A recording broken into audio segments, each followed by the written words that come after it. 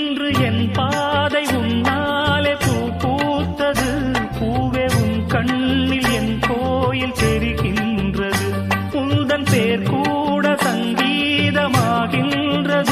பொழுது நமக்காக நமக்காக விழுகின்றது.